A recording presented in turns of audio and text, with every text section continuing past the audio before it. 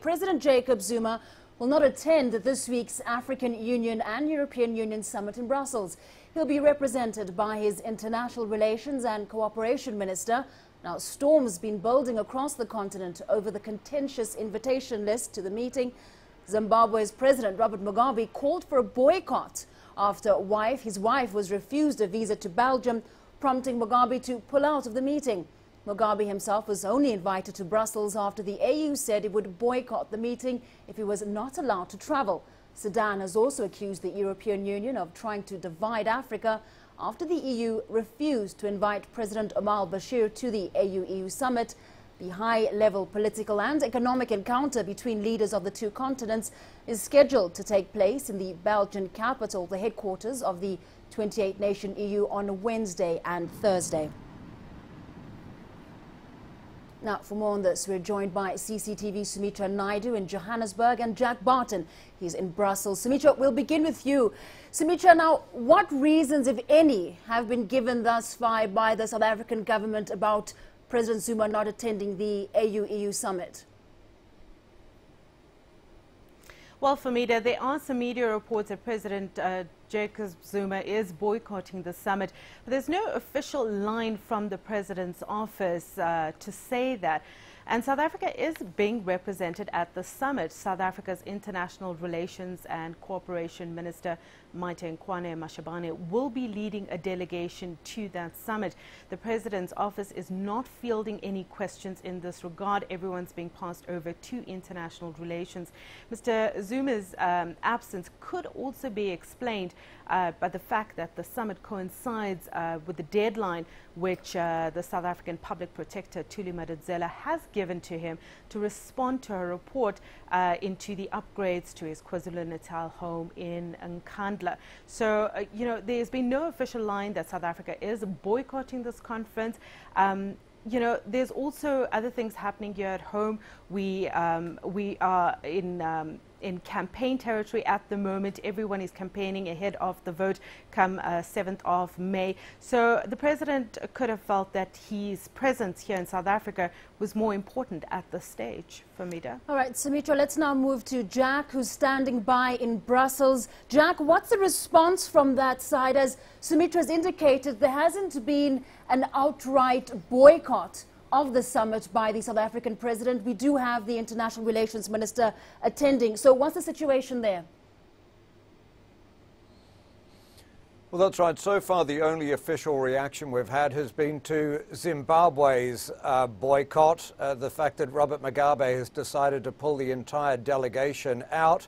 The EU has said in a statement that it's difficult to organise the attendance of more than 60 leaders, and that they hope that this boycott isn't repeated by any other countries, because it will be very difficult for them to put this event on again anytime soon. Now, the fact that Jacob Zuma has decided to boycott the event in one way will come as a blow, but in another way it might actually allay fears that other nations were going to boycott this event in its entirety, because it's clear that South Africa will still attend. It will still send high-level delegates to this meeting.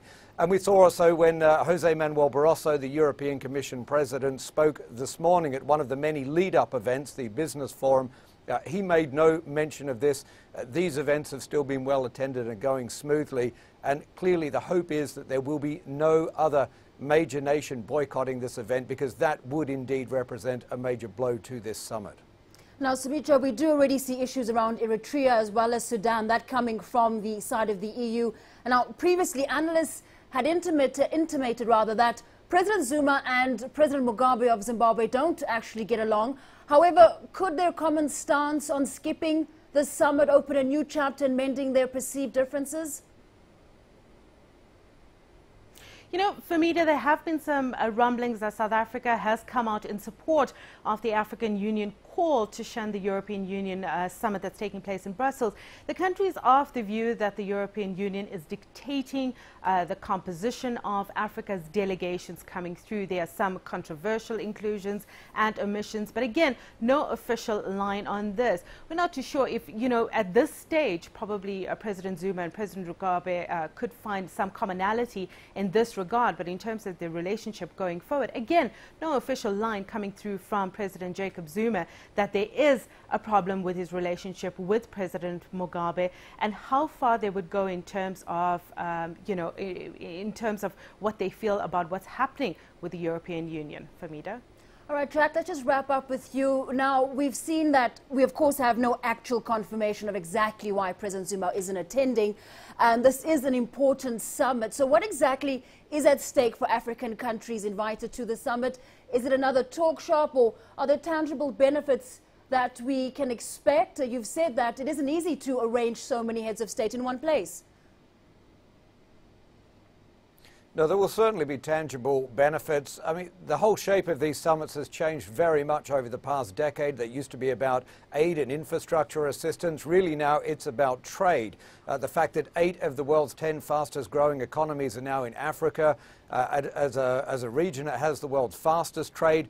And Europe is Africa's largest trading partner, and now the balance of trade is actually tipping in favour of Africa. So, there's a lot to talk about at this summit. And as, again, the European Commission President pointed out this morning, in the EU, 72% of all exports go within the EU, whereas in Africa, the figure is only 12%. So what the Europeans hope to achieve with this summit certainly is engage with more trade with Africa, but also to try and bring those African leaders together and also business leaders together to try and foster more trade within Africa itself, to try and make that a more robust domestic trade environment. They believe in doing so by creating a more dynamic economy in Africa. Of course, that's going to benefit Europe in the long run.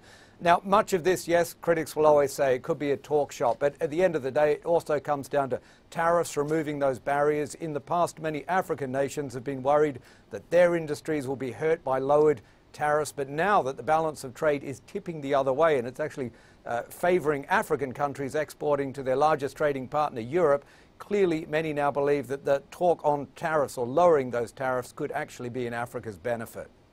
All right, Jack, thanks very much for those details. We're speaking there to Jack Barton in Brussels, giving us some idea of what to expect at the upcoming summit, as well as Sumitra Naidu. She's in Johannesburg.